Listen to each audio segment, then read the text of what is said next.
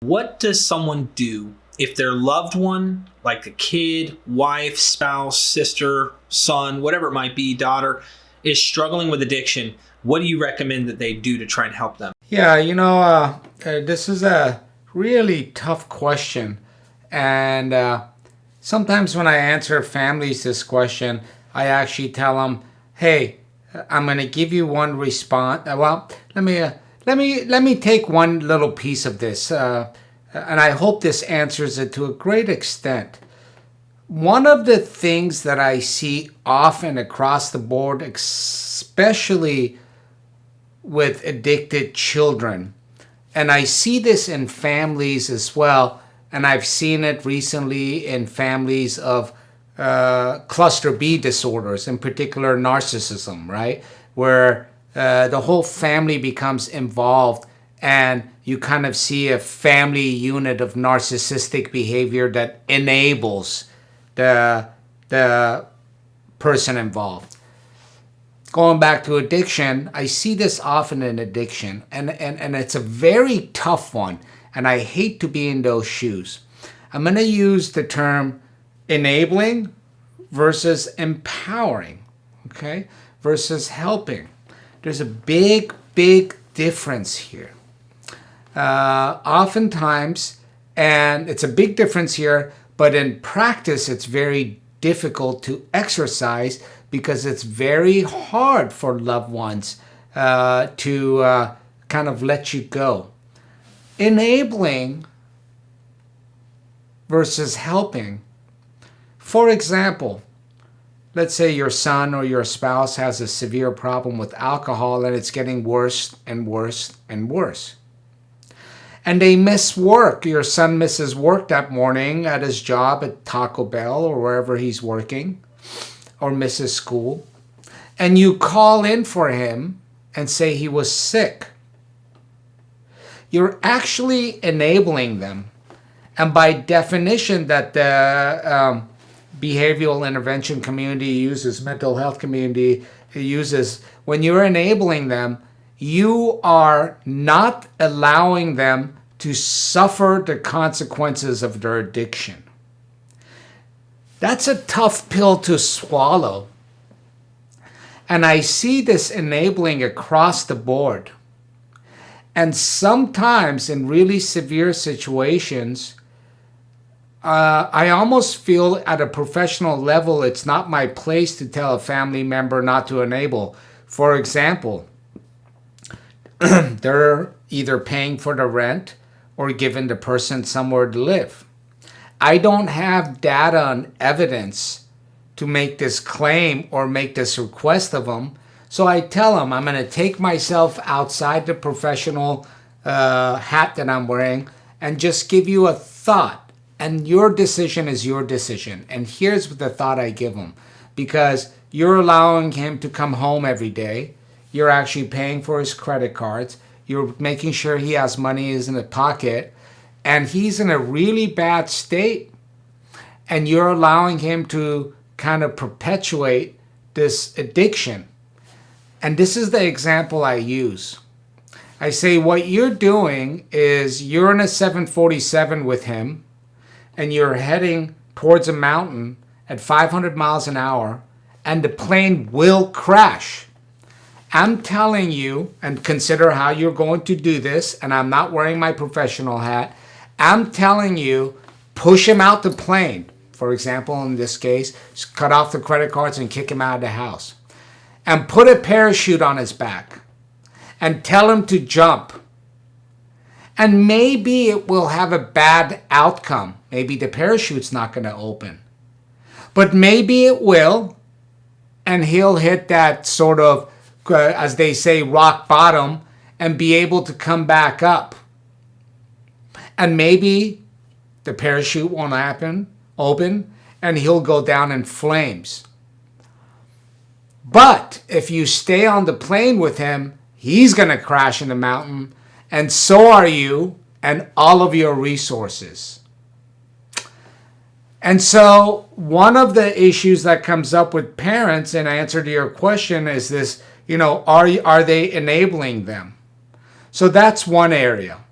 Another area is sometimes when the person is not admitting it or hiding it, and they get into this perpetual state of lying, and the parents go and confront them, and it becomes this antagonistic relationship. And there's usually stuff in the background historically from childhood that has gotten to this place. I tell them to sit down and attempt to have an open conversation and give them options, and then make that decision of enabling versus empowering for their future. Now, this is a very broad stroke that I'm brushing, and people have to fill in the particulars given their situation. And it's very difficult. I understand that. And that's all I have to say. Once they start in treatment with me, in any especially when they do outpatient treatment, and office-based treatment, let's put it that way. One of the things I try to do is, if the situation is severe enough, I try to get parents involved in the care. So whether they're coming in once a month, once a week, once every 2 weeks, I try to get them to all come in together. This creates for the first time an opportunity for everybody to grow together in an honest way. It keeps me accountable, it keeps the patient accountable, and it keeps the parent accountable, because we all play a role in this. And so it's a little bit easier once I get them into treatment, where we start fresh and the family's involved. But beforehand, the only thing I can do is say, A, you have to make that choice of empowering versus enabling. And B, before even that, confront them in a non-confrontational, honest, loving way. And sometimes that's all you can do, because you're going to hurt yourself, burn through your resources, and destroy your physical, emotional, and psychological health as well. It's very difficult, Derek. And, it's a disease of the family. I try to do the best I can to be there for them all. And I think we do make a lot of progress in that way. But it's very difficult where the families are going through. I hope that kind of helps and gives some broad perspective on that. Yeah, it's a very complicated question to ask. And it's very emotional. It's a very touchy one. I myself, with my brother, recently did an intervention. I did that for a couple reasons. First of all, I think there was hesitation, even though he was wanting to get help. But secondly, because I know for a fact that when the whole family got involved, he would feel love. We always feel like maybe we're not loved. It's always about us too. It's a negative selfishness. I don't think selfishness inherently is bad. I think there's selfishness that's a good selfishness, and then there's bad. And I think it's a bad selfishness that he has. And here we are letting him know we do love him. Another reason why I did that, though, is to show people, you don't have to have a lot of money and call a TV show called Intervention to have your family come together and say, no more. We love you. You need to know that. But here's what we need you to do. And you need to be able to take that step. If not, here's your parachute. You're getting out of the plane now. And if everyone together follows that and sticks to that rule, I suspect he's probably going to say, okay, I'm willing to fly, do what's necessary to stay on the plane, or find a way to better themselves. I suspect that that's most likely what will happen. I'm not saying that it will, because it just depends. But if you, I'm sorry. One other thing, in the same way I approach my care, which is harm reduction, you never give up, because this is a disease. We don't know when the time is for each person. And the person has to be ready themselves in some ways. So you never want to give up. In the same way, as a clinician, I've learned in a way never to give up unless if someone's just really trying to do me harm. And so for you to never give up, you can't bend over backwards and destroy yourself. You need to stay healthy financially, emotionally, physically, psychologically, so you can be there in the long run. And you as a parent need to get educated about what you brought that up for me. it just clicked. You as a parent need to get educated about this, is that this is an up and down thing.